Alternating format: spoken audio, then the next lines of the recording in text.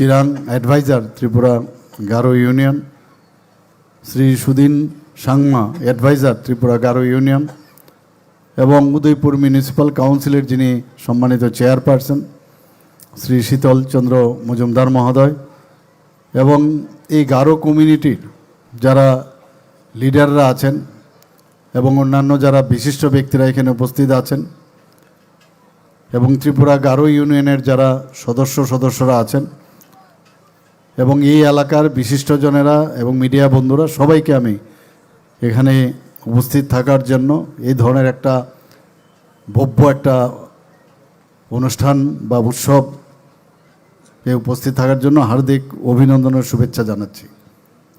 আমরা সবাই জানি যে সারা ভারতবর্ষে যে জনজাতি গোষ্ঠী প্রায় 700, ত্রিপুরাতে আমাদের যেটা বলা হয়েছে বা আমরা জানি যে 19টি জনজাতি গোষ্ঠী, কিন্তু এই 19টি জনজাতি গোষ্ঠী বাদ দিলেও আমাদের এখানে সাব ট্রাইবস অনেক গোষ্ঠী আছে। এখানে এর সংখ্যা প্রায়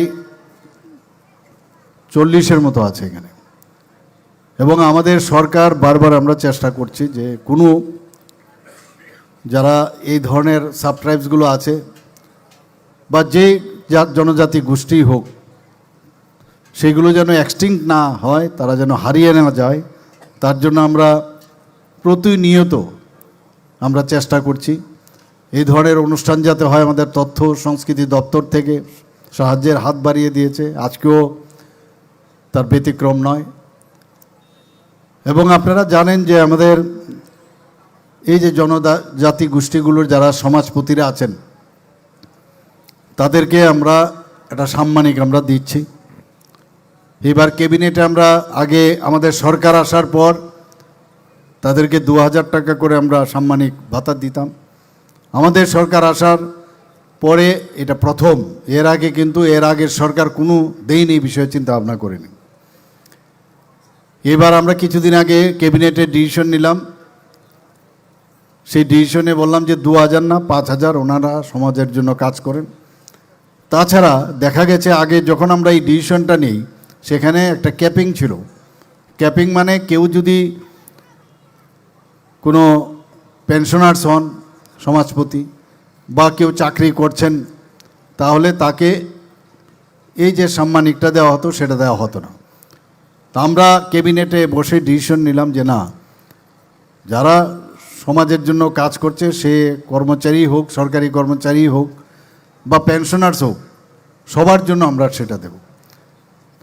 তো এখানে এটা তুলে দেওয়ার পর দেখা গেল আগে 10 জন সমাজপতি গোষ্ঠী যারা আছেন তাদেরকে দেওয়া হতো, তো এটা তুলে দেওয়ার পরে দেখা গেল প্রায় 13-14টা হয়। তাহলে 19টি জাতি গোষ্ঠী আমরা জানি, তাহলে বাকিগুলো কোথায় গেল? দেখা গেল ওনাদের যে সমাজ ব্যবস্থা বা সমাজপতি সিস্টেম সেখানে নেই। তা আমি বললাম সমাজপতি যদি না থাকে, কেউ তো হবে, প্রধান হবে, কান্ডারি হবে বা কেউ সর্দার হবে, তো তাদেরকেও আমরা এই 5000 করে আমরা দেব। শুধু তাই নয়, আমরা ঠিক করলাম যে আরও যেসব সাব ট্রাইবসগুলো আছে তাদেরকেও আমরা সাম্মানিক দেব। সমস্ত ডিস্ট্রিক্ট ম্যাজিস্ট্রেটকে বলা হলো তাদেরকে খুঁজে বের করার জন্য। অনেক জায়গায় আছে মাত্র 1000, 700, 800 এইরকম জনজাতি গোষ্ঠীও আছে। তো তাদেরকে বের করা, তাদেরকে প্রপারলি যদি আমরা সম্মান দেই, তাহলে এই জনজাতি গোষ্ঠীগুলো আজকে বেঁচে যাবে এবং তাদের পরিচিতিও থাকবে। এবং আপনারা জানি যে এই সংস্কৃতির মধ্যেই আমাদের নিজেদের কিন্তু আমরা চিনতে পারি, বুঝতে পারি। আমাদের যে কৃষ্টি সংস্কৃতি পরম্পরা সেগুলো কিন্তু এর মধ্যেই লুকিয়ে আছে। কাজে এগুলোকে কেন হারাবো আমরা? আমাদের মাননীয় প্রধানমন্ত্রীজি বারবার বলছেন সবকা সাথ সবকা বিকাশ, বিশ্বাস আর তার প্রয়াস।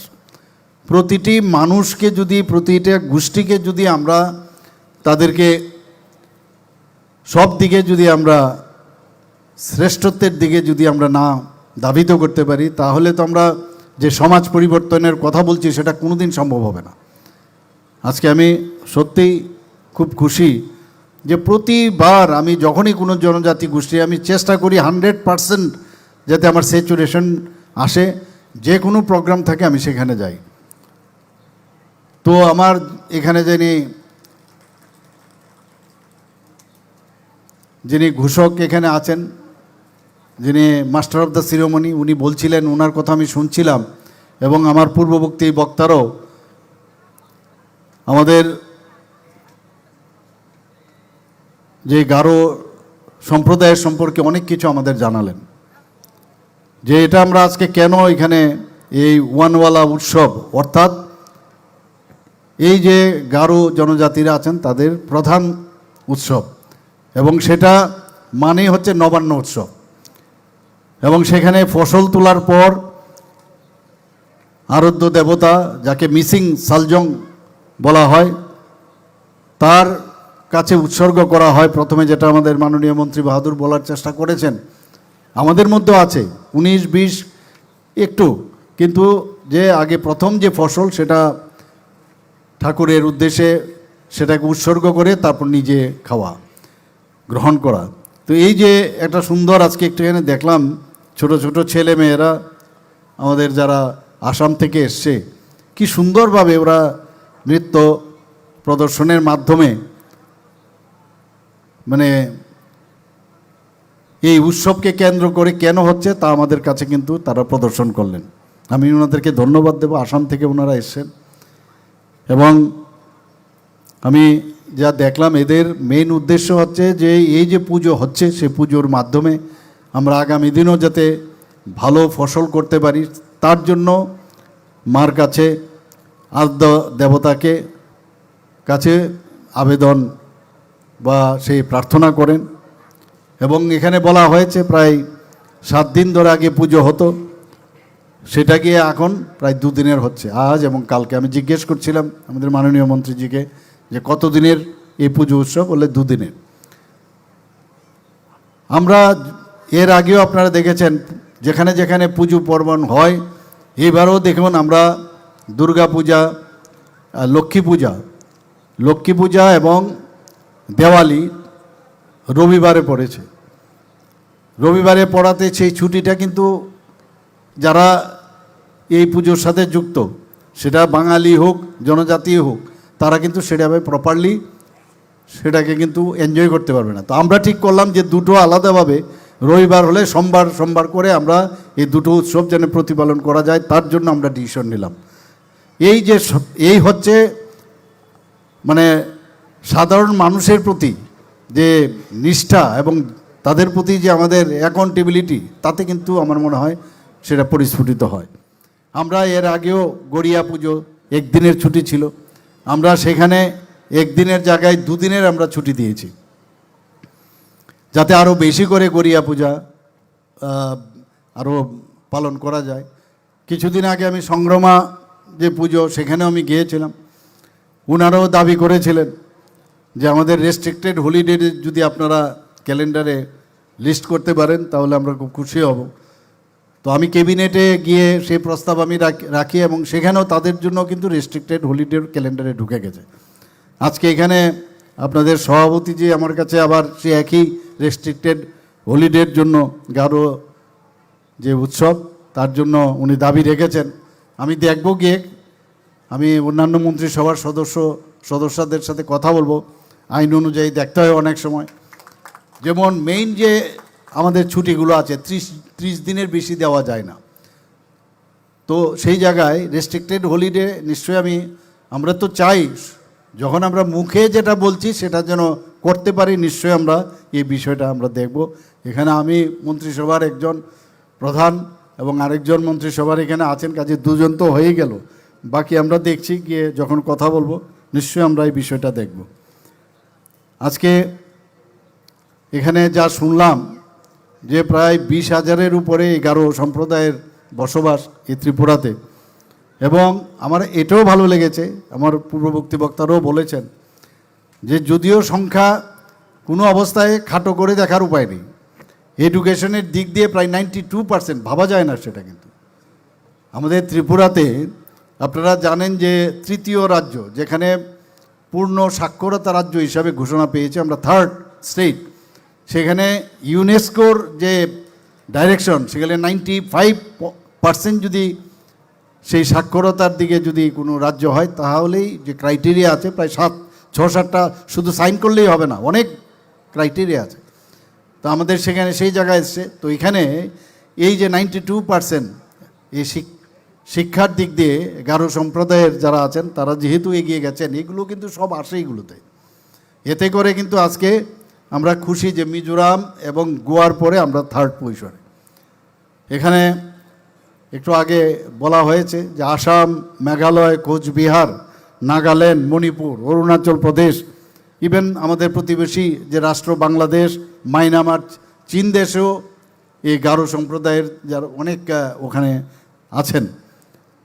এবং এমনও হতে পারে একদিন ইন্টারন্যাশনাল গারো ফেস্টিভ্যাল কেন হবে না ত্রিপুরাতে, করা যেতে পারে সেটা যদি আমরা এইভাবে চিন্তা ভাবনা করি, সরকারের পৃষ্ঠপোষকতায় আমরা চেষ্টা করতে পারি।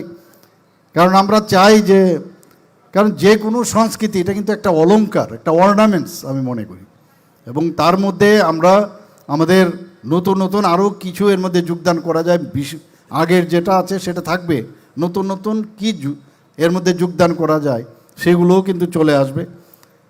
এবং এমনও হতে পারে যে চীন দেশে যে গারো সম্প্রদায় আছে সেখানে আরও অনেক কিছু উৎকৃষ্ট মানের তাদের সংস্কৃতি রয়েছে, বা মায়ানমারেও সেটা রয়েছে, বাংলাদেশেও থাকতে পারে। তো এদের থেকেও আমাদের যেমন একটা মানে এক্সচেঞ্জ অফ আওয়ার সংস্কৃতি যখন হবে তাহলে আমরা কিন্তু অনেক বেটার হবে। সেইভাবেও আমি বলবো যে আমরা চিন্তা ভাবনা করতে পারি। আমাদের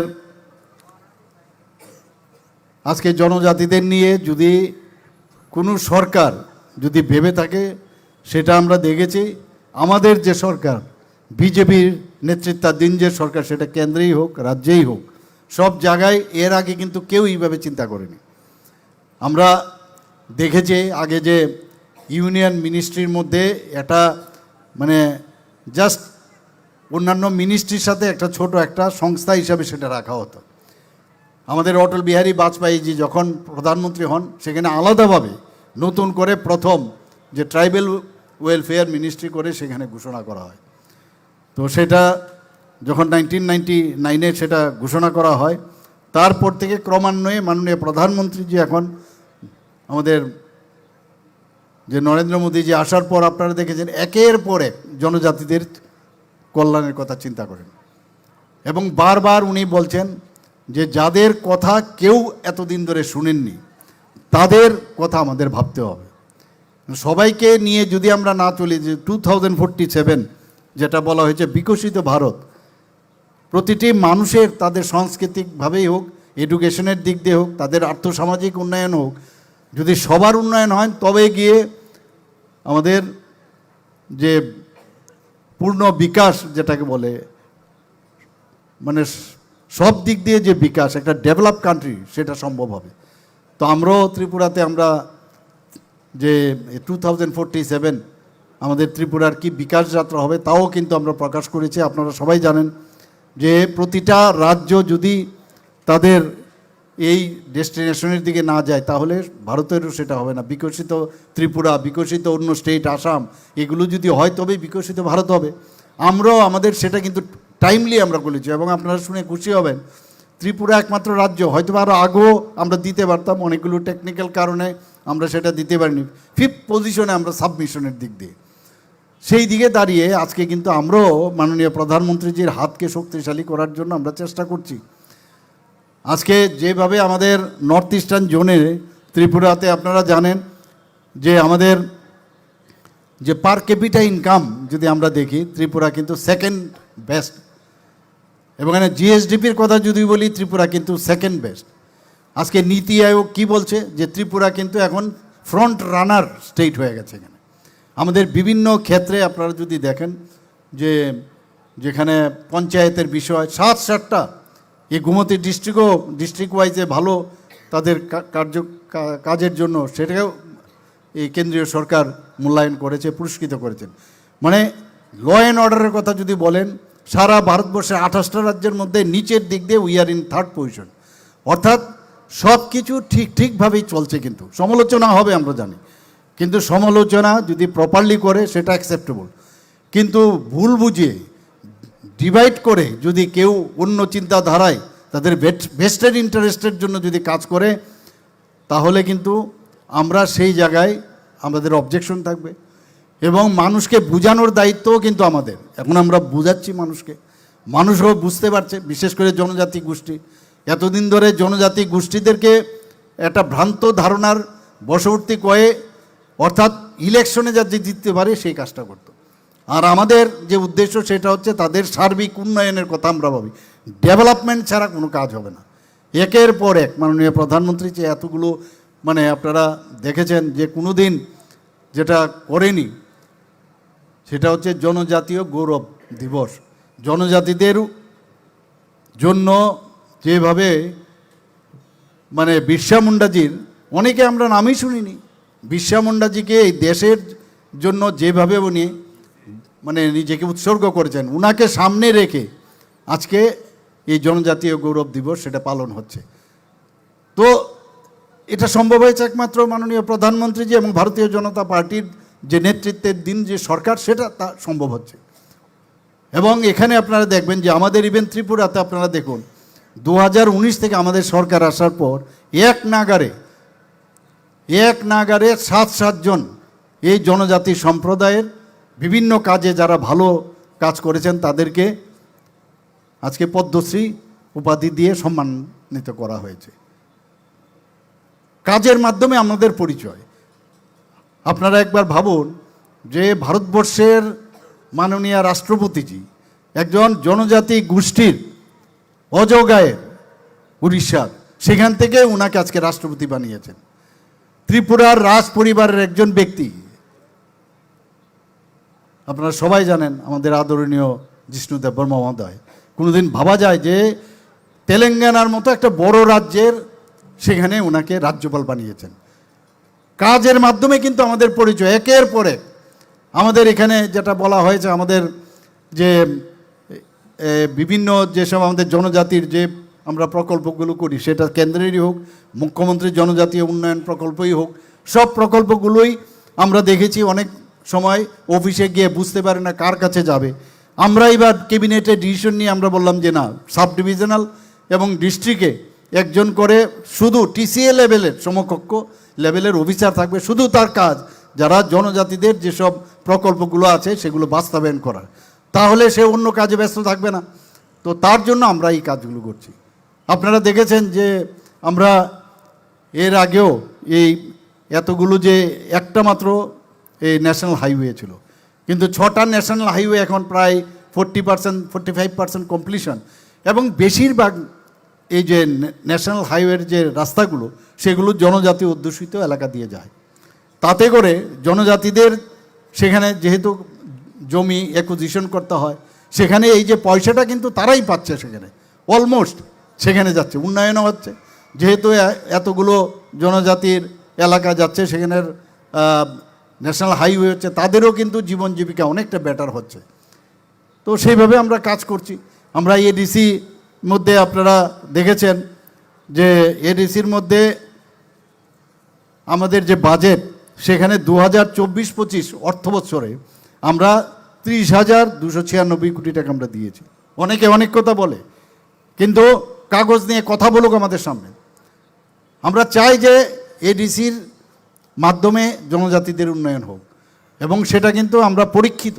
কেবিনে আমরা যখন বিধানসভাতে, সেখানেও আমি বারবার বলেছি।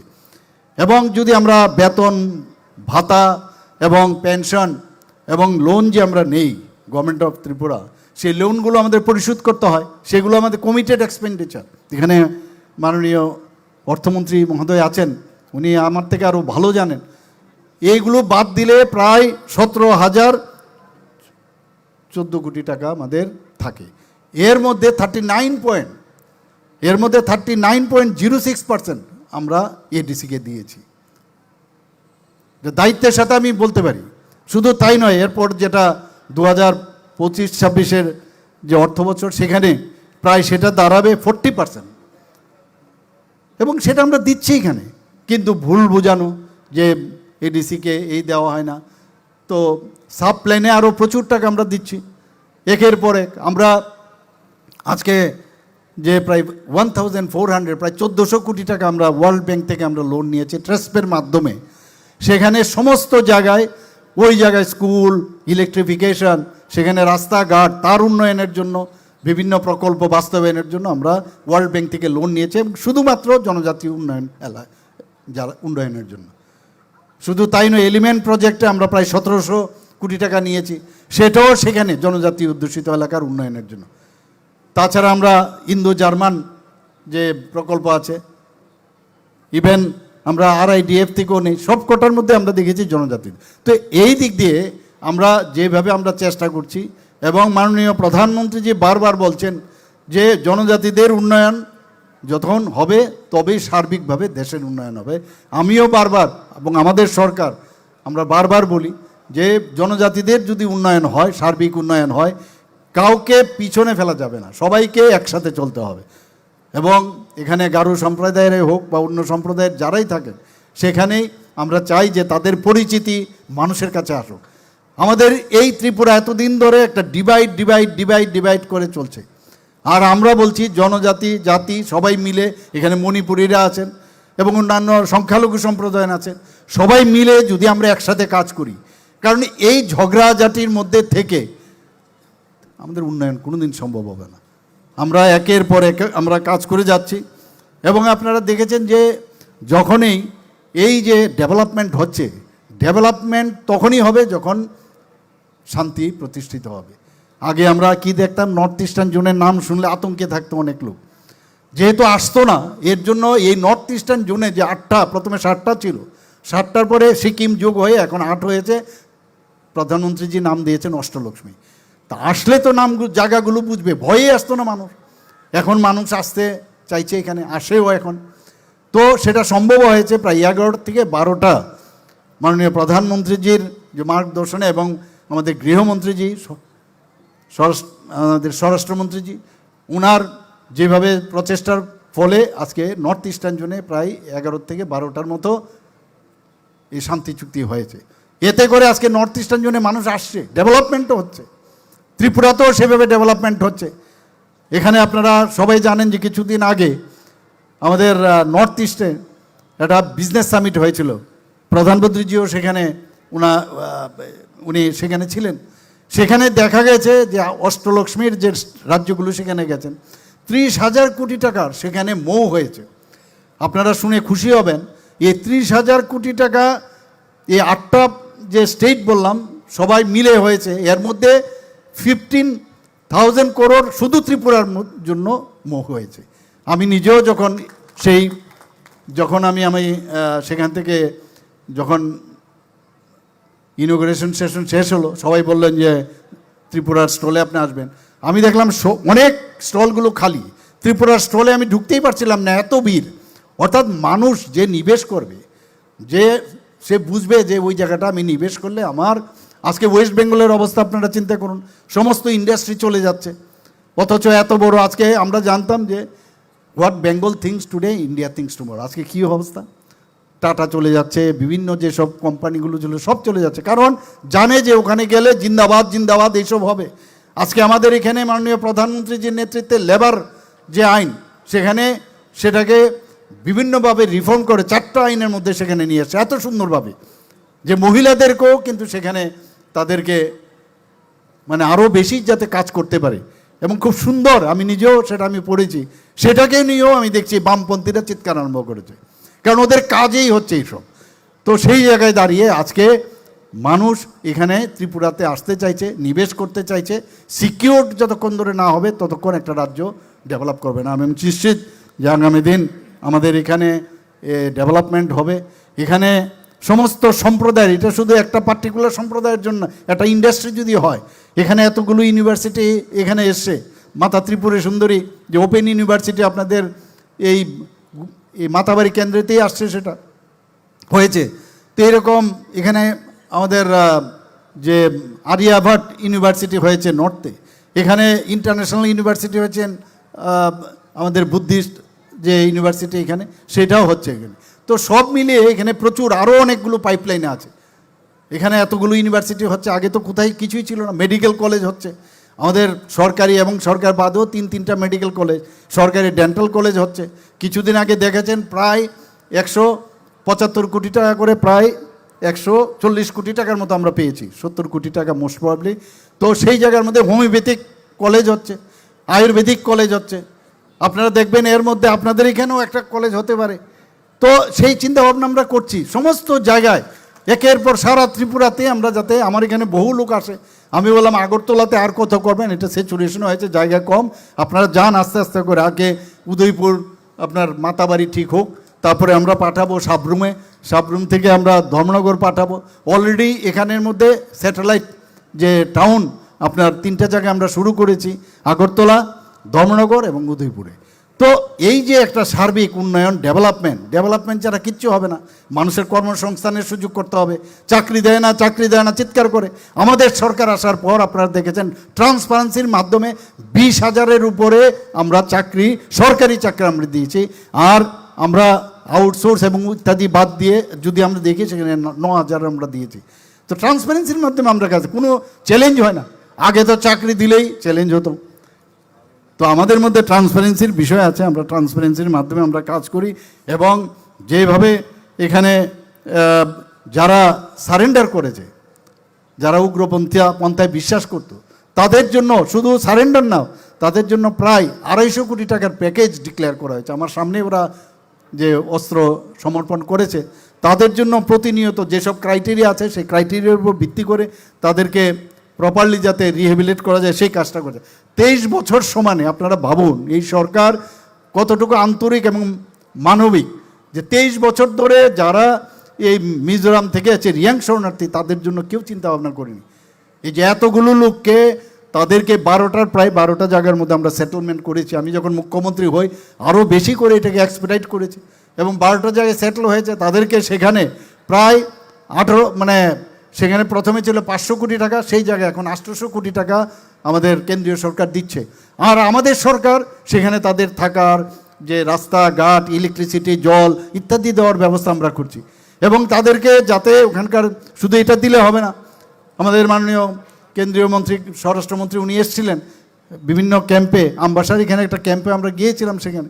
তো সেখানে উনি বলেছেন যে ওনাদেরকে যাতে ট্রেনিং দিয়ে যাতে ওনারা কাজ করতে পারে, সেই ইউথ যারা আছেন তাদেরকে আমরা সেই কাজটাও আমরা এখানে করেছি। এবং বিভিন্ন আমরা ছয়লাংটাতে আমি গিয়েছি, তাদেরকে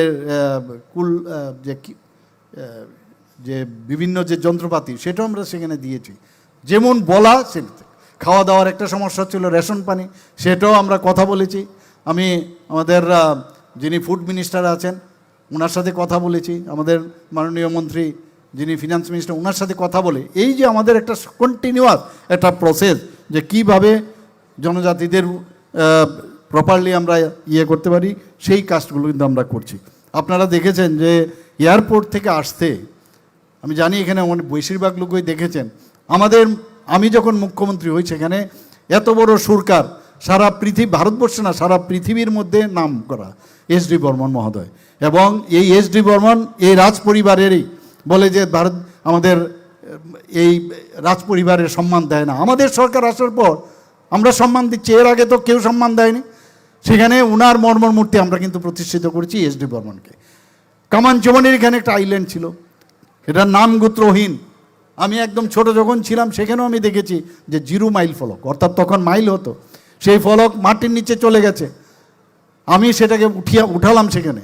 এবং আমরা সবাই জানি মহারাজা বীর বিক্রম কিশোর মাণিক্য বাহাদুরকে আধুনিক ত্রিপুরার রূপকার বলা হয়, উনার নামে সেখানে মূর্তি আমরা স্থাপন করেছি। একের পর এক আমরা কাজ করেছি। শুধু তাই নয়, মহারাজা বীর বিক্রম আমরা জানি যে দ্বিতীয় বিশ্বযুদ্ধের শেষ ভাগে উনি এখানে সিঙ্গারবিল এয়ারপোর্ট উনার কারণে one of the oldest airport সেটা করেছে। সেটাকে মাননীয় প্রধানমন্ত্রী যে এসে এখন অনেকে বলছে আমাদের সম্মান দেয়নি। আরে আগে কোথায় ছিলেন আপনারা? 2018 আগে তো শব্দও শুনিনি, এখন নানা রকম কথা বলছেন, গণতন্ত্র বেশি পেয়ে গেছেন, আগে তো গণতন্ত্র ছিলই না। সেই গণতন্ত্রতে থেকে নানা রকম দাবি দেওয়া, যুক্তিসঙ্গত দাবি দেওয়া হোক, আমরা সেটা মেনে নেব। মানে এমন সব দাবি দেওয়া যেটা সম্ভবই হবে না, অথচ সেটাকে নিয়ে যদি সারাক্ষণ ধরে এটাকে ক্যাওয়াস করা যায় তাহলে এই সরকার মানে একটা ডিস্টারবেন্সে থাকবে এবং যারা আমরা জনজাতি গোষ্ঠী আছেন তাদেরকেও একটা বিভ্রান্তির মধ্যে রাখা। আমরা সেইগুলো এখন মানুষ বুঝে গেছে এখন আমরা সেই জায়গায় এখন আমরা সেই কাজটা আমরা করছি এখানে।